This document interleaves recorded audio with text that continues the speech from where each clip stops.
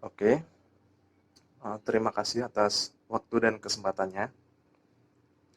Eh, di kesempatan ini saya akan membahas atau mempresentasikan bagian-bagian mesin ATM sampah versi 1 milik saya. Kemudian jelaskan semua sistem kerja dan juga cara kerjanya. Oke. Oke, kalau bagian dari mesin ATM sampah ini, kita lihat dulu bagian bodinya ya.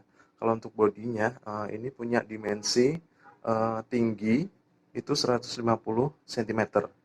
Kemudian lebar bagian depannya itu 46 cm. Kemudian panjang atau lebar belakangnya itu 50 cm. Oke.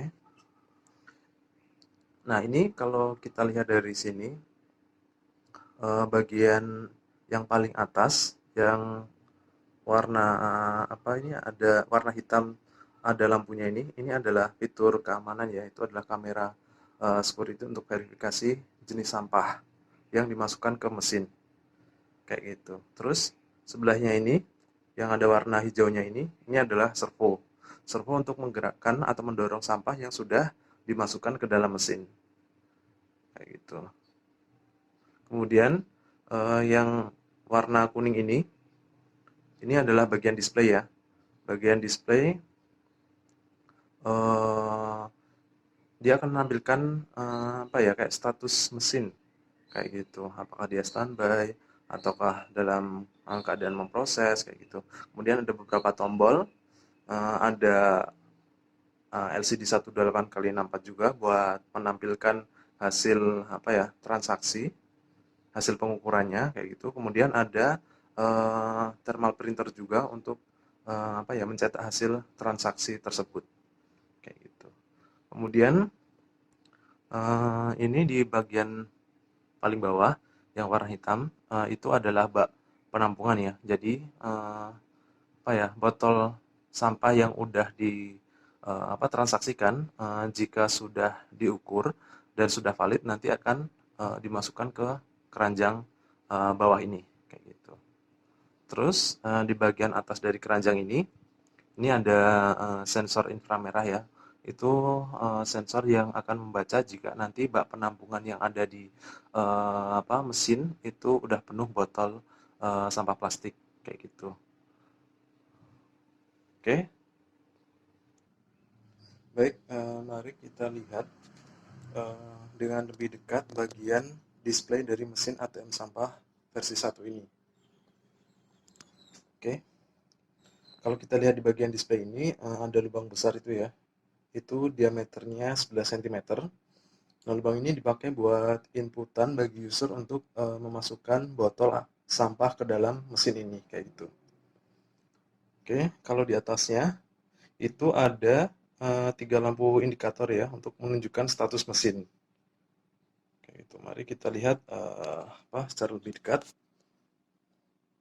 Nah, di sini ketiga lampu ini ada tulisannya ya, proses, siap, sama penuh. Nah, kalau lampu indikator menyala proses, berarti mesin ATM sampah ini sedang memproses botol sampah yang sudah dimasukkan ke dalam mesin. Kayak gitu. Nah, kalau siap seperti ini ya, lampu menyala di kondisi siap, maka kondisi mesin ini sedang siap dan apa, ready untuk menerima botol sampah dari user kayak gitu. Terus selanjutnya itu penuh ya. Nah, kalau lampu indikator penuh itu menandakan bahwa bak penampungan botol sampah yang ada di mesin ini udah penuh. Kayak gitu. Jadi ini akan mengisyaratkan ke petugas agar segera mengosongkan bak penampungan yang ada di dalam mesin. Kayak gitu. Oke. Terus di sebelahnya ini ada tombol atur ulang.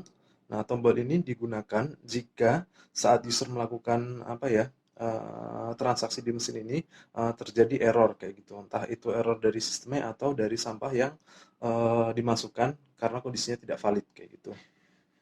Oke. Kalau di bagian display ini yang LCD 18x64 menampilkan data berat total kredit tanggal, waktu, serta kode user. Kayak gitu. Nah, kalau berat ini menampilkan berat dari setiap botol sampah yang dimasukkan ke dalam mesin. Kayak gitu. Nah, kalau total ini menunjukkan eh, total berat botol secara keseluruhan yang sudah dimasukkan oleh user kayak gitu. Kemudian kredit itu adalah konversi hasil eh, transaksi yang sudah dilakukan oleh user kayak gitu. Jadi user tadi berat botol yang udah dimasukin berapa, nah dikonversi ke dalam rupiah. Nah itu nanti dimunculin di kolom kredit ini untuk nominalnya kayak gitu. Terus ada tanggal waktu, kayak biasa ya, tanggal dan waktu aktual. Terus kemudian ada kode user. Kode user yang di bawah ini adalah kode unik 4 digit yang didapatkan oleh setiap user kayak gitu. Jadi setiap user nanti dapat kode unik masing-masing ya kayak gitu dan berbeda-beda kayak gitu. Data kode user nanti juga akan dimunculkan di stroke yang akan didapatkan oleh user.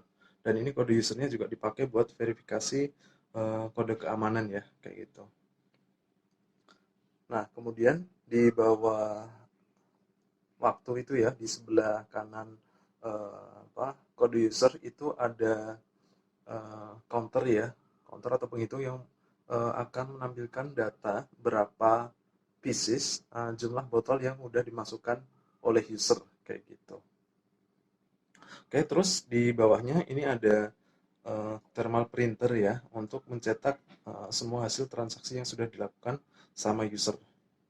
Kayak gitu. Terus di bawah sini ada instruksi untuk dekatkan tangan di sini. Nah ini adalah sensor inframerah yang berfungsi untuk memberikan perintah ke mesin untuk mencetak stroke hasil dari uh, transaksi yang dilakukan oleh user kayak gitu.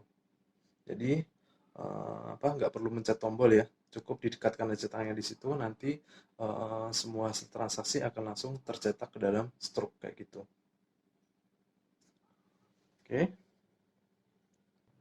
Baik, sekarang mari kita lihat bagian belakang dari mesin ATM sampah versi 1 ini.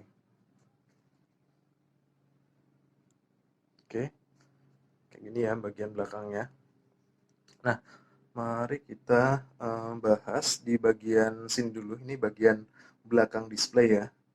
Nah, di belakang display itu ada LCD lagi, 128 kali 64. Nah, data tampilan display yang di belakang ini sama kayak yang di depan ya. Jadi menunjukkan data transaksi dari user kayak gitu. Nah, ini juga digunakan sebagai fitur untuk verifikasi botol sampah yang udah dimasukkan ke dalam mesin untuk setiap usernya kayak gitu. Oke.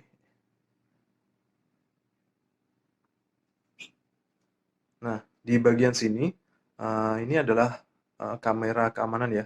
Jadi kamera ini nanti akan memotret botol sampah yang udah dimasukkan ke dalam mesin kayak gitu. Nah, nanti dia juga akan memotret data yang ditampilin di LCD 128 kali 64 ini kayak gitu. Jadi apabila ada botol sampah yang tidak valid yang dimasukkan oleh user, nanti akan terekam datanya kayak gitu. Nah, kalau udah masuk di sini ya, dipotret nanti datanya akan tersimpan di micro SD yang ini kayak gitu. Nah, oke. Nah, kalau botolnya udah valid, nah, nanti servo yang ada di sini itu akan mendorong sampah masuk ke dalam bak penampungan eh, bak penampungan botol sampah plastik yang ada di mesin kayak gitu. Oke. Nah, kalau di bagian bawah servo ini ada load cell ya. Load cell 5 kilogram. Jadi dia bisa menimbang berat botol sampah plastik dengan akurat. Beban maksimal yang bisa diterima oleh load cell ini adalah 5 kilogram. Gitu ya. Oke. Selanjutnya saya akan membahas sistem pemrosesan yang ada di mesin ATM sampah versi 1. Oke, kalau sistem ini nanti saya akan membahas tentang jalur kelistrikannya ya, kemudian PSU yang digunakan, terus semua mainboardnya sama additional board serta apa ya kayak sensor-sensor tambahan yang ada di apa sistem pemrosesan tersebut. Oke, langsung aja ya. Nah, kalau di sini kita lihat ini power supply ya atau adapternya. Nah, power supply yang dipakai ini ada dua, masing-masing besarannya itu 9 volt 2 ampere. Kayak gitu. Di situ juga ada fuse, jadi untuk mengamankan tegangan apabila nanti terjadi konsleting kayak gitu. Oke. Nah, masing-masing dari apa ya adapter tadi, dari PSU tadi itu tegangannya diturunkan karena apa ya mesin ATM sampah ini semua sistem kerjanya tegangan apa ya board yang dipakai baik itu mainboard atau additional board sama apa ya peralatan lainnya baik itu LCD atau thermal printer ataupun servo itu tegangannya antara 5 sampai 6 volt kayak gitu. Jadi masing-masing apa ya dari PSU ini tegangannya diturunkan antara 5 sampai 6 volt. Kayak gitu. Untuk ampernya tetap sama ya 2 ampere. Oke. Nah, oke.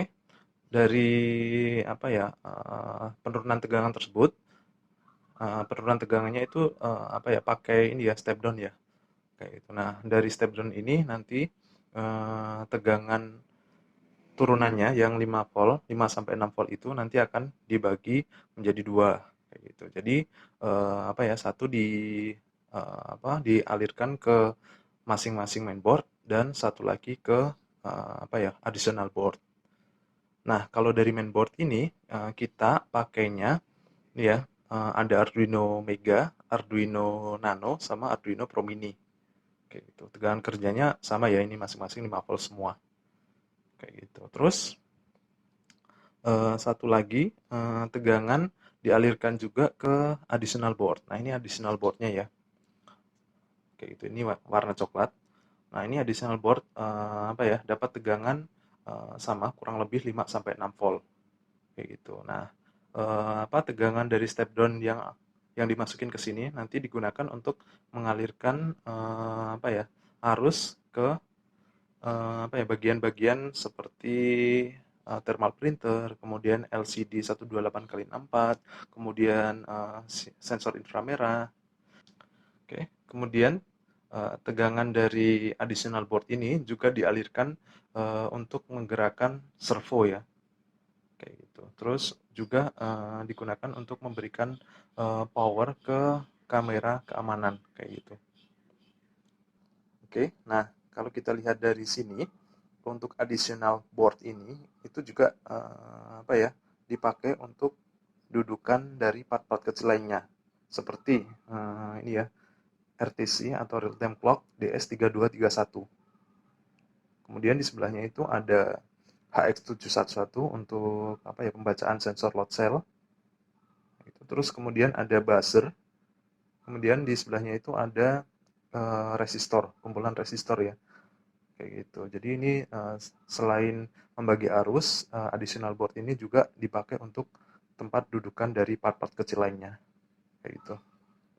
Oke, kali ini kita akan mendemonstrasikan bagaimana user melakukan transaksi botol plastik bekas atau botol sampah plastik di mesin ATM sampah versi 1 ini. Oke, data pertama yang kita lihat ini adalah status mesinnya yaitu dalam kondisi siap atau ready.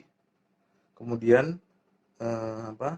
Data di LCD 128 kali 64-nya itu data berat, total, kredit dan botol counternya itu masih 0 ya.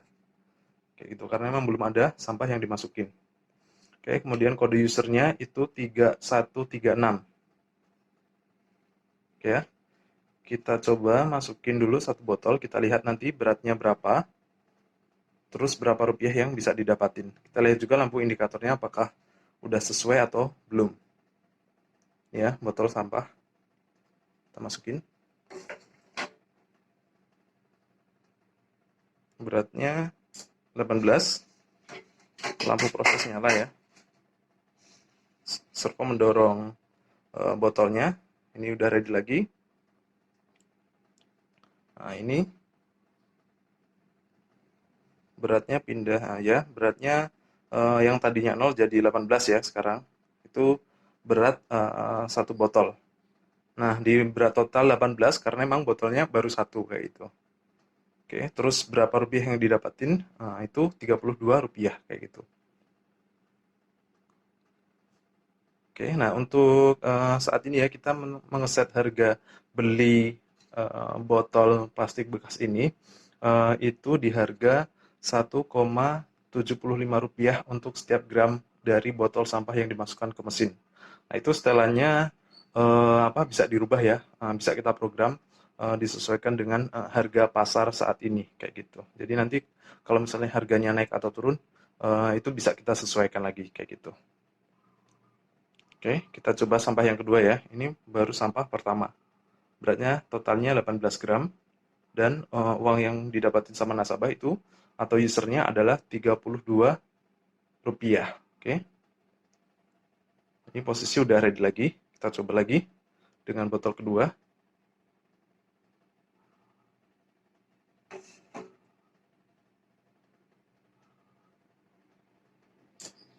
Ya, proses ya. Beratnya per botol itu 21, terus jadi totalnya jadi 39 dan total uang yang didapat 68 rupiah. Oke, itu ada keterangannya botol kedua ya. Nah, itu statusnya udah ready lagi.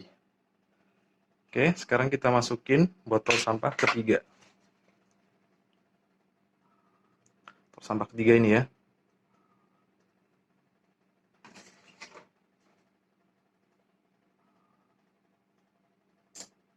Oke, beratnya 18 gram juga. Udah diproses. Udah ditambah jumlahnya ke total dan kredit yang didapatin sama user adalah 100 rupiah kayak gitu. Oke. Itu ya untuk keseluruhan totalnya. Oke, nah sekarang tahap selanjutnya tinggal bagaimana mencetak struk dari hasil transaksi yang sudah dilakukan oleh user dengan kode 3136 ini. Oke, perintah selanjutnya tinggal dekatkan tangan di sini. Di sini, maksudnya di sini ya, di sensor ini. Oke, langsung aja kita deketin di sini, nggak perlu dipegang ya. Ini ada delaynya sekitar 2 second. Oke. Nanti kalau sensor udah berhasil membaca gerakan kita atau udah menerima inputan data untuk memproses pencetakan stroke, akan ada suara buzzernya itu nyala. Dan kalau sudah selesai juga akan menyala lagi buzzernya kayak gitu.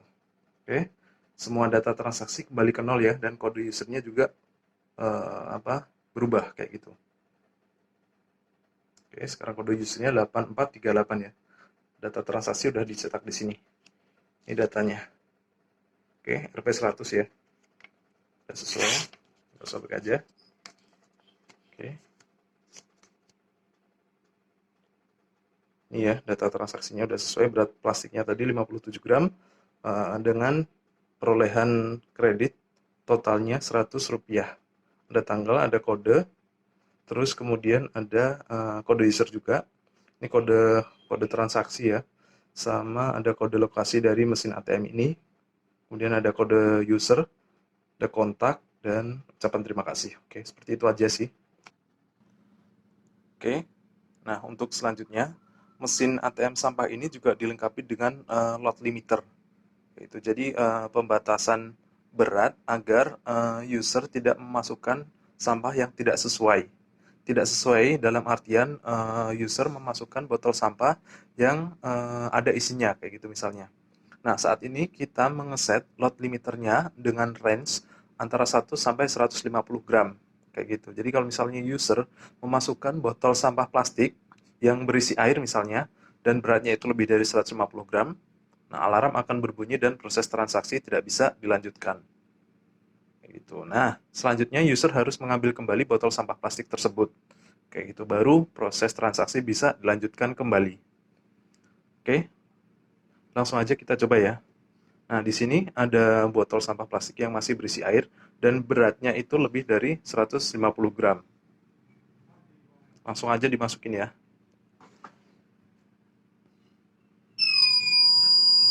Ya, ada suaranya. Kita ambil kembali.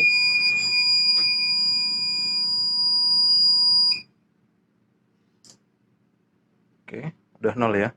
Alarm berhenti. Nah, kayak gitu, setelah alarm berhenti, user bisa melakukan transaksi lagi dengan sampah yang benar.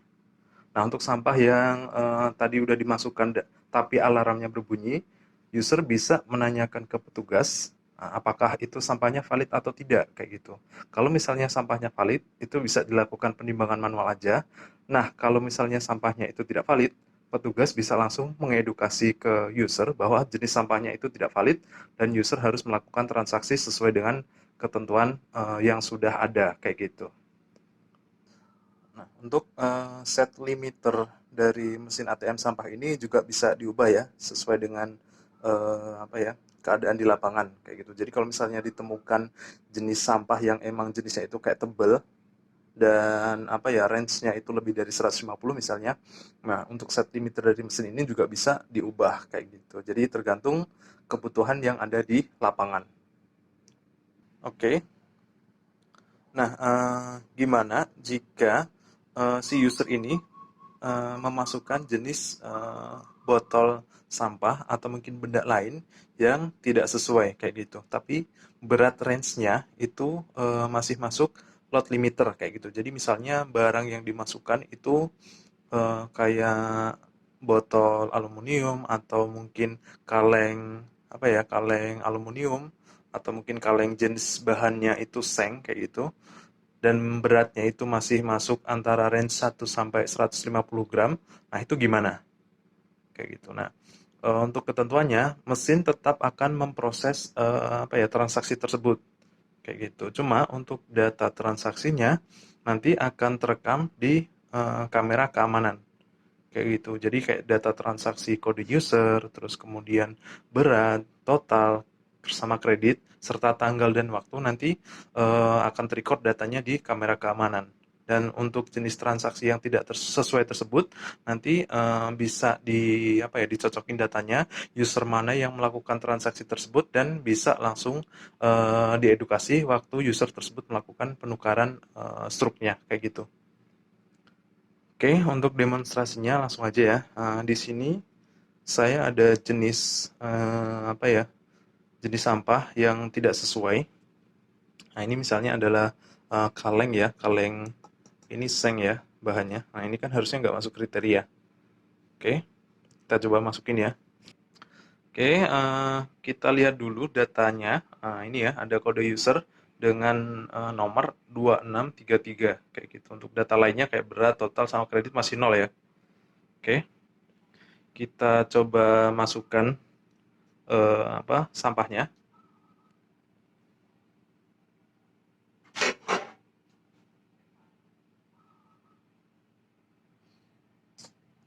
diproses ya.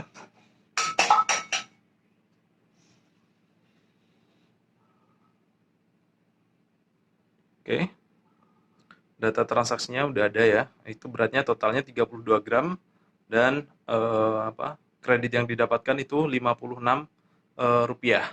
Oke, kode usernya tadi ya 2633. Oke, untuk selanjutnya tinggal di print aja data transaksi yang ini ya dari kode user 2633.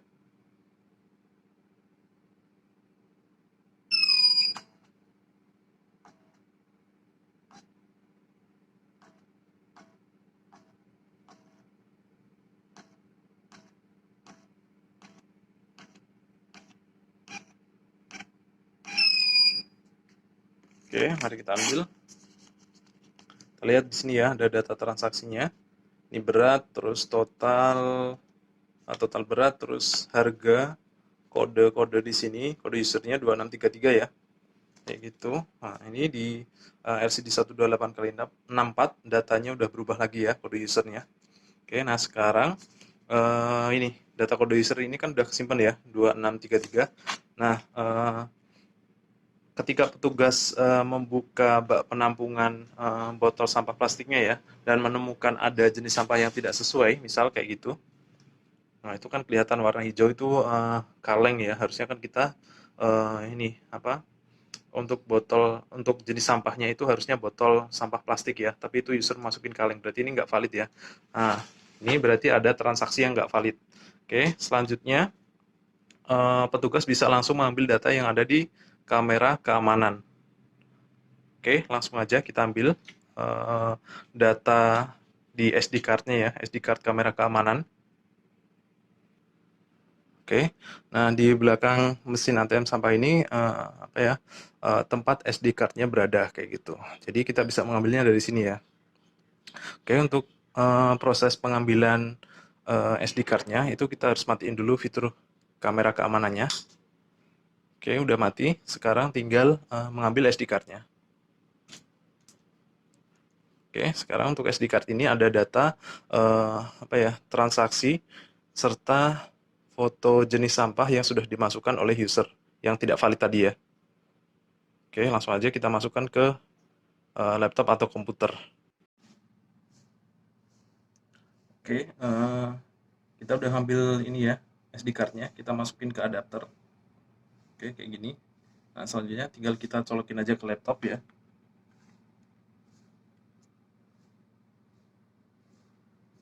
Oke, kita buka aja filenya.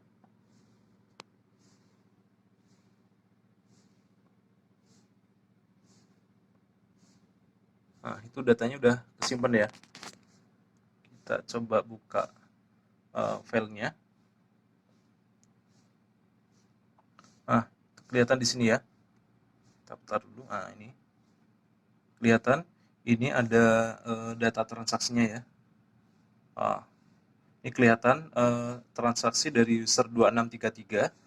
Dia dapat berat totalnya itu 32 dan apa nominal kreditnya itu 56. Dan jenis sampahnya juga ini botol kaleng ini ya. Sorry, apa kaleng seng ini ya. Ini nggak sesuai ya. Berarti udah diketahui kalau apa botol kaleng ini atau sampah kaleng ini yang masukin itu adalah user dengan nomor 2633 ini kayak gitu. Oke. Nah, jika sudah didapatkan data tersebut ya, yaitu data kode user yang sudah memasukkan jenis sampah yang tidak sesuai. Nah, itu selanjutnya saat proses penukaran struk, nah, si user ini bisa langsung diedukasi aja bahwa jenis sampah yang dimasukkan itu tidak sesuai kayak gitu. Jadi kedepannya itu tidak boleh dilakukan lagi.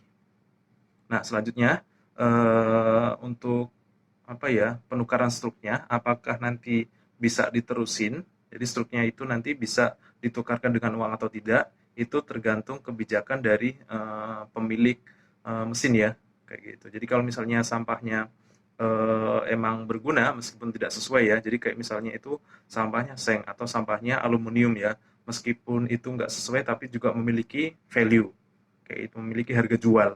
Jadi kalau misalnya nanti diterusin, nanti user bakal dapat uang berapa, apakah sesuai dengan yang di stroke atau dapat harga tersendiri kayak gitu. Itu tergantung kebijakan dari si pemilik. Oke. Nah, tapi kalau misalnya jenis sampah yang tidak sesuai tadi ternyata tidak memiliki value, nah, maka si apa ya si pemilik mesin ATM sampah ini bisa langsung menginfokan bahwa penukaran stroke yang dilakukan sama usernya itu tidak bisa dilakukan kayak gitu.